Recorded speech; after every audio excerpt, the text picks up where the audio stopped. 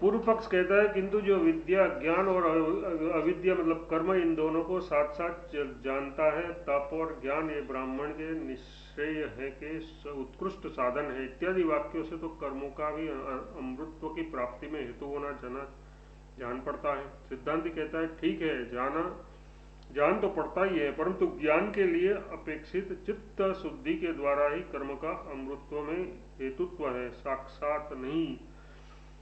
इसी से विद्या च तथा तपो विद्या च विप्रश्यने श्रेय सकरम परम इत्यादि वाक्यों से ज्ञान और कर्म का निश्रेयस में हेतुत्व बतलाकर ऐसी जिज्ञासा होने पर कि ये किस प्रकार उसके हेतु है, तपसा कलमश हंति और अविद्या मृत्युम त्रित्वा, इन वाक्य शेषों के कर्म का पाप क्षय में कारणत्व और ज्ञान का अमृतत्व प्राप्ति में हेतु प्रदर्शित किया है। और भी जहाँ कहीं शुद्धि आदि अन्य कर्मों का उपदेश दिखाई न दे, वहाँ भी शाखांतरोपन्यास से उसका उपसंहार संग्रह कर लेना चाहिए। पूर्व पक्ष कहता है किंतु कर्म करते हुए ही 100 वर्ष तक जीवित रहने की इच्छा करे, ऐसा जीवन पर्यंत कर्मानुष्ठान का नियम करते हुए ज्ञान मोक्ष का साधन कैसे माना जा सकता है। सिद्धांत कहता है बताते हैं ये नियम कर्माधिकारी के ही लिए हैं, जो कर्म के अधिकारी और शास्त्राज्ञा से बाहर है उस ब्रह्मवेता के लिए नहीं। इसी प्रकार श्रुति भी ब्रह्मवेता को कर्म के अधिकार से बाहर दिखाती है। ये ब्रह्मवेता ऋषियों की आज्ञा के अधीन नहीं है और न ये शास्त्र का अनुयायी होकर उनकी आज्ञा से रुक ही सकता है। इसीलिए पूर्ववर्ती विद्वान अग्निहोत्र नहीं करते थे। इस आत्म तत्व को जान लेने पर ब्राह्मण लोग पुत्रेषणा वित्तेषणा और लोकेषणा को छोड़कर भिक्षाचर्या करते हैं। ब्रह्मवेता कावसे ऋषियों ने भी यही कहा है, हम किस प्रयोजन के लिए अध्ययन करें और किस उपदेश की पूर्ति के लिए यज्ञ करें। ये किस प्रकार ब्रह्मनिष्ठ हो सकता है, जिस प्रकार भी हो ऐसा सर्वत्यागी ही होगा। जैसा कि श्री भगवान भी कहते हैं, जो पुरुष आत्मा में ही प्रेम करने वाला, आत्मा में ही तृप्त और आत्मा में ही संतुष्ट है, उसके लिए कुछ भी कर्तव्य नहीं है।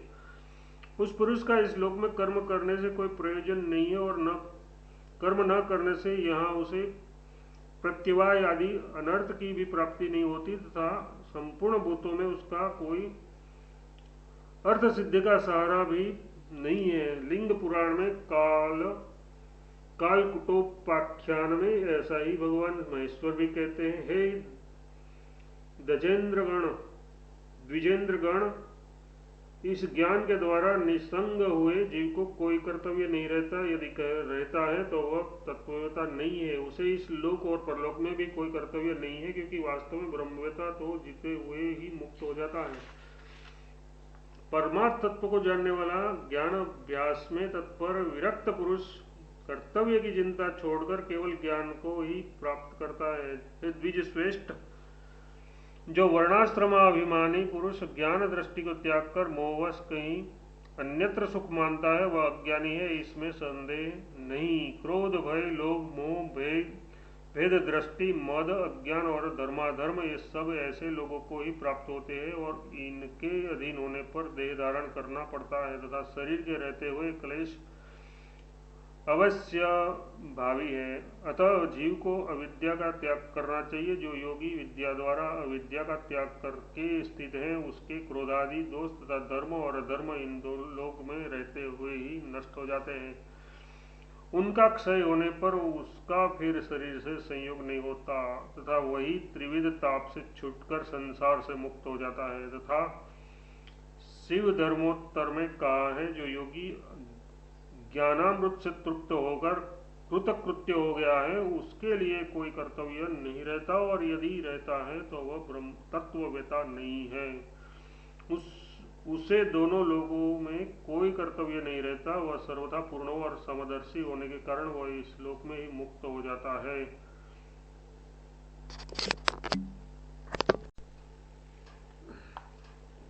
अतः विद्वान के लिए कोई कर्तव्य न होने के कारण कर्म करता हुआ ही 100 वर्ष की जीने की इच्छा करे इत्यादि रूप से कर्म करने का नियम केवल अज्ञानियों के ही लिए है। अथवा यह समझना चाहिए कि कुर्वेन्नेन्व इत्यादि वाक्य कर्म का नियामक नहीं है, अपितु ज्ञान की महिमा दिखाने के उद्देश्य से ज्ञानी के लिए इच्छानुसार कर्मानुष्ठान प्रदर्शन करने के लिए ही है। इसके द्वारा यह बताया गया है कि विद्वान स्वेच्छा से जीवन पर्यंत पुण्य पापादि रूप कर्म करता भी रहता रहे तो अभी ज्ञान के सामर्थ्य से उसे उन कर्मों का लेप नहीं होगा। तात्पर्य है कि वास्यमिदं सर्वम यहाँ से लेकर तेन चित्तेन भुंजिथा इन प्रथम मंत्र से सर्व कर्म परित्याग पूर्वक आत्मरक्षा का प्रतिपादन करने पर वेद यह देखकर कि जिसके लिए कोई भी विधि नहीं की जा सकती, उस ब्रह्मवेता के लिए सर्व कर्म परित्याग का विधान करना भी अनुचित ही है। चकित हुआ अतः ये दिखलाने के लिए कि मैंने विद्वान के लिए कर्म त्याग की भी विधि नहीं की है, ये कहा है कि ज्ञानी इस लोक में आजीवन यथा प्राप्य पुण्य पापादि रूप कर्म करता हुआ जीने की इच्छा करे, उसे पुण्यादि फल के बंधन के भय से पुण्यादि को त्याग कर चुपचाप बैठने की आवश्यकता नहीं है, क्योंकि इस प्रकार यावत जीवन कर्म करते रहने पर भी तुम ब्रह्मवेता का अन्यथा भाव स्वरूप च्युत यथार्थ पुण्यादि के कारण होने वाला संसार का संसर्ग नहीं हो सकता, अथवा इतः यानी कर्मानुष्ठान के पीछे होने वाला अन्यथा भाव संसार का संसर्ग नहीं हो सकता, क्योंकि तुम ब्रह्मवेता में स्थापित कर्म लिप्त मतलब संपृक्त नहीं होता। ऐसे ही अन्य श्रुति भी है, ज्ञानी कर्म पाप कर्मों से लिप्त नहीं होता, इस प्रकार जानने वाले को पाप कर्म का संसर्ग नहीं होता, उसे पुण्य पाप संताप नहीं दे सकते। इस प्रकार इसके समस्त पाप नष्ट हो जाते हैं। लिंग पुराण में कहा है, इसी प्रकार ज्ञानाग्नि समस्त कर्मों को भस्म कर देता है। इसमें संदेह नहीं है कि ज्ञानी के समस्त कर्म जीर्ण हो जाते हैं, वह नाना प्रकार के पाप पुण्यों से क्रीड़ा करता हुआ भी उससे लिप्त नहीं होता। श्री धर्मोत्तर में भी कहा है, अतः वह तुरंत ही सकाम या निष्काम भाव से किए हुए संपूर्ण कर्म बंधन को ज्ञान रूप खड़ग से काटकर शुद्ध हो अपने आत्मा में स्थित हो जाता है। जिस प्रकार अत्यंत प्रज्वलित हुआ अग्नि सूखे और गीले सब प्रकार के ईंधन को जला डालता है, उसी प्रकार ज्ञानाग्नि एक क्षण में ही समस्त शुभाशुभ कर्मों को भस्म कर देता है। जिस प्रकार कमल का पत्ता अपने ऊपर पड़े हुए जल से भी लिप्त नहीं होता है, उसी प्रकार ज्ञानी प्रारब्धवश अपने को प्राप्त हुए शब्दादि विषय रूप जल से लिप्त नहीं होता। जिस प्रकार मंत्र बल से संपन्न हुआ पुरुष सर्पों के साथ खेलते रहने पर भी उसके द्वारा नहीं डसा जाता, उसी प्रकार ज्ञानी इंद्रिय रूप सर्पों के साथ क्रीड़ा करते रहने पर भी उससे लिप्त नहीं होता। उसी प्रकार जिस प्रकार खाया हुआ विष भी मंत्र और औषधियों के सामर्थ्य से पच जाता है, उसी प्रकार ज्ञानी के सारे पाप एक क्षण में नष्ट हो जाते हैं। तथा सूत्रकार भगवान व्यास जी ने भी पुरुषार्थोतः शब्दादिति बादरायण इस सूत्र के से ज्ञान को ही परम पुरुषार्थ का हेतु बतलाकर फिर शेष पुरुषार्थवादो यथायन्ति जैमिनी, इस सूत्र से जैमिनी के मतानुसार कर्म में अपेक्षित कर्ता का प्रतिपादन करने वाली होने से विद्या के कर्म विशेषत्व की आशंका कर अधिकोपदेशान्तु बादरायण श्वेत तद्दर्शनातः इस सूत्र कर ज्ञान प्राप्ति में कर्म की उपेक्षा अत्यंत अनपेक्षा प्राप्त होने पर ज्ञान प्राप्ति में कर्म की उपेक्षा अत्यंत अनपेक्षा प्राप्त होने पर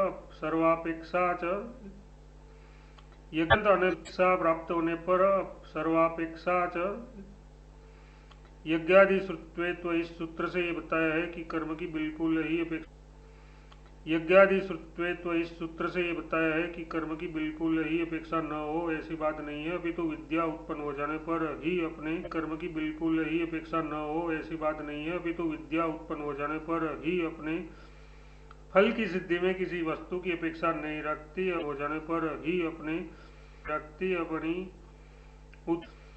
फल की सिद्धि में किसी वस्तु की अपेक्षा नहीं रखती, अपनी उत्पत्ति में तो उसे कर्म की अपेक्षा है ही, क्योंकि अपनी उत्पत्ति में तो उसे कर्म की अपेक्षा है ही, क्योंकि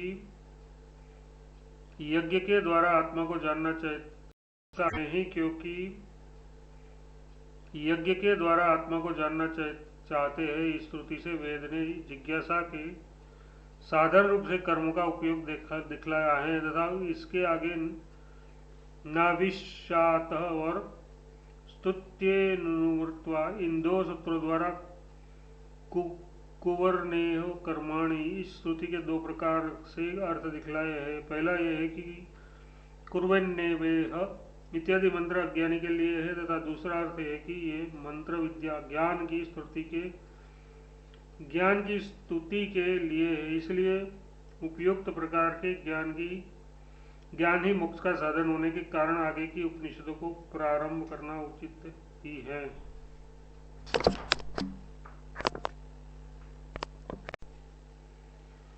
पूर्व पक्ष कहता है यदि जीव का बंधन मिथ्या होता तो वह ज्ञान से निवृत्त होने योग्य हो सकता था और ऐसी अवस्था में ज्ञान से अमृतत्व की प्राप्ति हो सकती थी, किंतु ऐसी बात नहीं है, क्योंकि बंधन प्रत्यक्ष सिद्ध है, इसका वाद नहीं होता और युष्मदादि तू में आदि रूप से प्रतीत होने के कारण आत्मा का स्वरूप सबसे विलक्षण है, अतः उससे किसी का सादृश्य न होने के कारण उसमें किसी अन्य वस्तु का अभ्यास होना भी संभव नहीं है। सिद्धांत कहता है अच्छा बताते हैं सुनो, प्रत्यक्ष सिद्ध होने के कारण ही बंधना की सत्यता नहीं बताई जा सकती, क्योंकि प्रत्यक्षता तो सत्य और असत्य दोनों ही प्रकार की वस्तुओं में समान रूप से दिखाई देती है। बाध न होने के कारण भी इसकी सत्यता सिद्ध नहीं होती, क्योंकि शास्त्र विधि और कारण दृष्टि से भी इसका बाध होना संभव है ही, जैसे कि उसके सिवा दूसरा कोई नहीं है, एकत्व ही है, द्वैत नहीं है, क्योंकि ज्ञान हो जाने पर वेद का अभाव हो जाता है। एक ही अद्वितीय है, विकार वाणी से आरंभ होने वाला नाम मात्र है, एक ही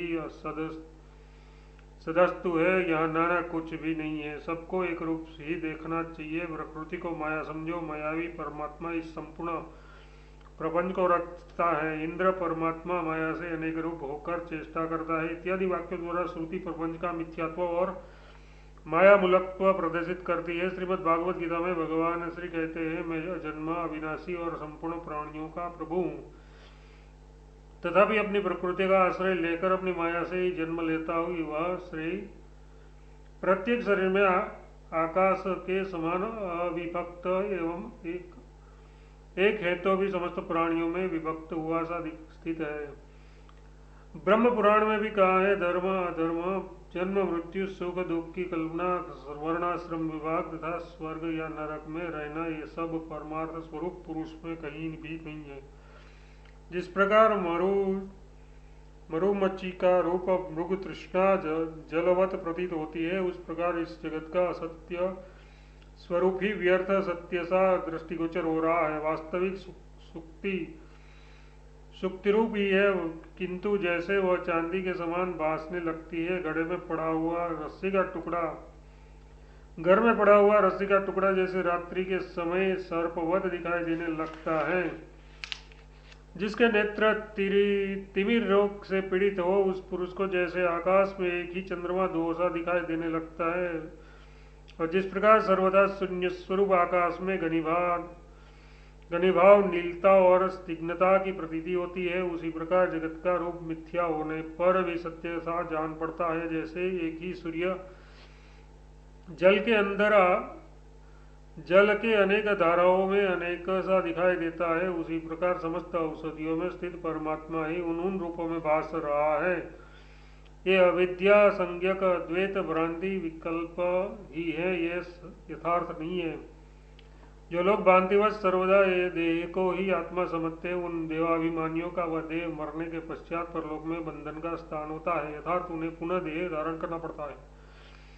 आदि मध्य और अंत में जो सर्वदा ब्रह्मरूप ही है, उन जागृत, स्वप्न और सुसुप्ति तीन अवस्थाओं में से ही विश्व, तेजस और प्राज्ञ भी आच्छादित है। ये जीव अपने द्वैत रूप माया से स्वयं ही अपने को मोहग्रस्त करता है और स्वयं ही अपने अंतःकरण में स्थित अपने आत्मज्ञानी को चाहिए कि वह सर्वदा पूर्ण परब्रह्म का निष्कल मोहिनी कही गई है। आत्मज्ञानी को चाहिए कि वह सर्वदा पूर्ण परब्रह्म का निष्कल और अद्वैत रूप से चिंतन करे, इससे वह शोक से पार हो। पूर्ण परब्रह्म का निष्कल और अद्वैत रूप से चिंतन करे, इससे वह शोक से पार होकर किसी से भय नहीं करता, उसे मृत्यु की सन्निधि वह शोक से पार होकर किसी से भय नहीं करता, उसे मृत्यु की सन्निधि से मरने से अथवा किसी अन्य कारण से होने वाले भय से भी नहीं करता, उसे मृत्यु की सन्निधि से मरने से अथवा किसी अन्य कारण से होने वाले भय से भी डर नहीं लगता। परम पुरुष परमात्मा न जन्म किसी कारण से होने वाले भय से भी डर नहीं लगता। परम पुरुष परमात्मा न जन्म लेता है, न मरता है, न मारा जा सकता है, न मारने वाला है।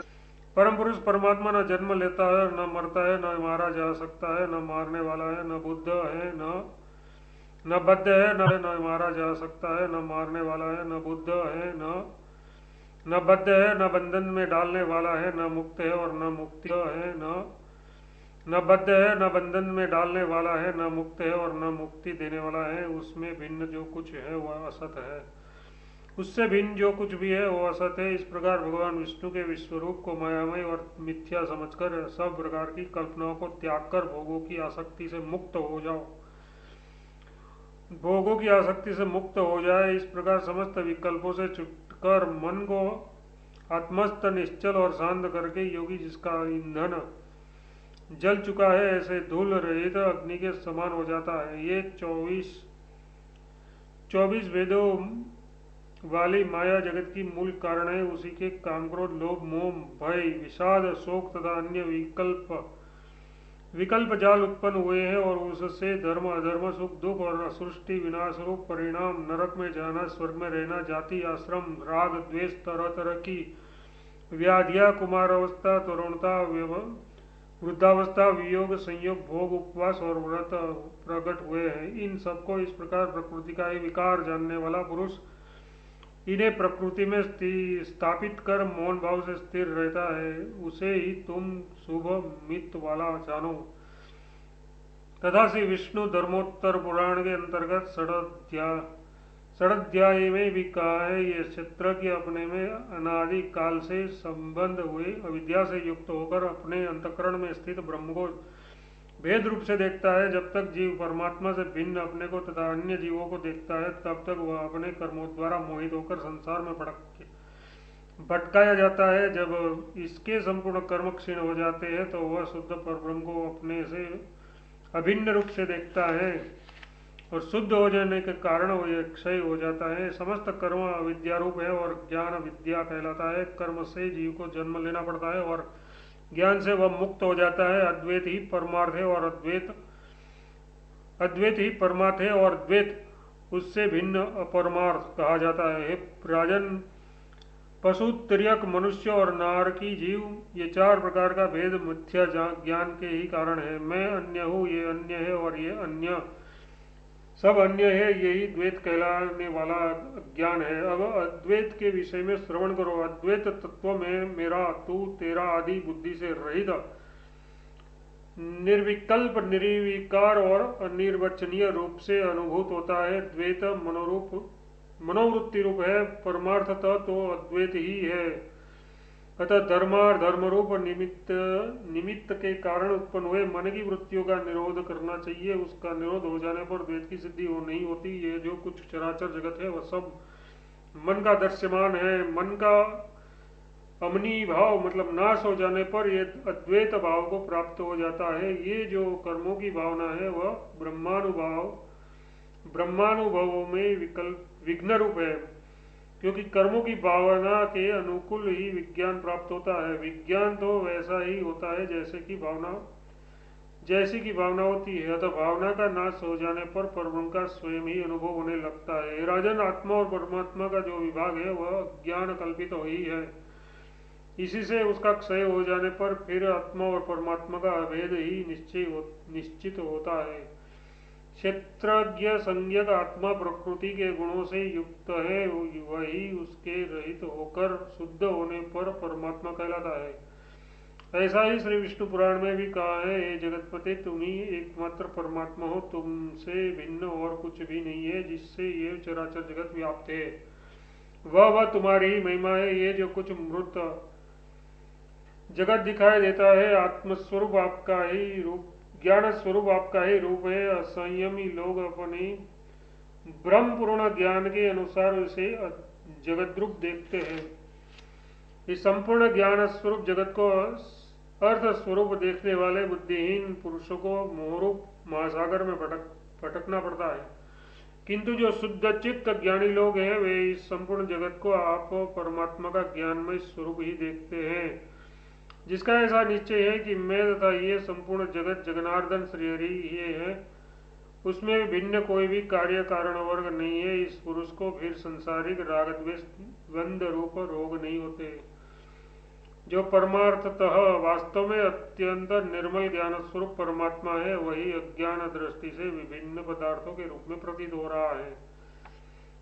वे विश्वरूप मूर्ति भगवान ज्ञान रूप है, पदार्थाकार नहीं है। इसलिए इन पर्वत समुद्र और पृथ्वी आदि विभिन्न पदार्थों को तुम विज्ञान का ही विलास जानो। है द्विज, क्या घट पटादि कोई भी ऐसी वस्तु है जो आदि मध्य और अंत से रहित एवं सर्वदा एक रूप में ही रहने वाली हो? पृथ्वी पर जो वस्तु बदल रही है पूर्ववत नहीं रहती, उसमें वास्तविक कैसे हो सकती है? देखो, मृतिका ही घट रूप हो जाती है, फिर वही घट से कपाल से चूर्ण, रज और रज से अणुरूप हो जाती है। फिर बताओ तो सही, अपने कर्मों के वशीभूत हो आत्मनिश्चय को भूले हुए मनुष्य इसमें कौन सी सत्य वस्तु देखते हैं? अतः द्विज, विज्ञान के सिवा कभी कहीं कोई भी पदार्थ समूह नहीं है। अपने अपने कर्मों के कारण विभिन्न चित्त वृत्तियों से युक्त पुरुषों को एक विज्ञानी है विभिन्न रूप से प्रतीत हो रहा है। राग द्वेष मल से रहित, शोक शून्य, लोभादि संपूर्ण जगत से वर्जित, सदा एक रस एवं असंग एकमात्र विशुद्ध विज्ञान ही वह सर्वश्रेष्ठ परमेश्वर वासुदेव है, उससे भिन्न और कुछ भी नहीं है। इस प्रकार मैंने तुम्हारे प्रति परमार्थ का निरूपण किया। बस एक ज्ञान ही सत्य है और सब मिथ्या है, उसके सिवा वह जो व्यावहारिक सत्य है उस त्रिभुवन के विषय में भी वर्णन कर दिया। कर्म अज्ञान जनित है और वह सभी जीवों में विद्यमान है, किंतु आत्मा शुद्ध, निर्विकार, शांत, निर्गुण और प्रकृति से अतीत है। संपूर्ण प्राणियों में विद्यमान उस एक आत्मा के वृद्धि और क्षय नहीं होते। ये राजन, जो कालांतर में भी परिमाण आदि के कारण होने वाली किसी अन्य संज्ञा को प्राप्त नहीं होती, वही परमार्थ वस्तु है। ऐसी वस्तु आत्मा के सिवा और क्या है?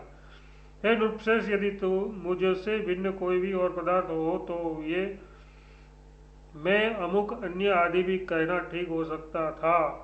जबकि संपूर्ण शरीर में एक ही पुरुष स्थित है, तो आप कौन है? मैं वह हूँ इत्यादि वाक्य वंचना मात्र है। तुम राजा हो, ये पालकी है, ये हम तुम्हारे सामने चलाने वाले वाक है और ये तुम्हारे परिजन है। ये तुम ठीक नहीं कहते। व्यवहार में जो वस्तु राजा है, जो राज सेवक आदि है और जिसे राजत्व कहते हैं, तथा जिसके सिवा जो अन्य पदार्थ है, इनके सिवा जो अन्य पदार्थ है वे सब संकल्पमयी हैं। अविनाशी परमार्थ तत्व की उपलब्धि तो ज्ञानियों को ही होती है। राजन, तुम मुझसे संक्षेप में परमार्थ तत्व श्रवण करो। सर्वव्यापी, सर्वत्र समभाव से स्थित, शुद्ध, निर्मल, निर्गुण, प्रकृति से अतीत, जन्म और वृद्धि आदि से रहित, सर्वगत एवं अविनाशी आत्मा एक है, वह परम ज्ञानमय है। हे राजन, उस प्रभु का वास्तविक नाम एवं जाति आदि से संयोग न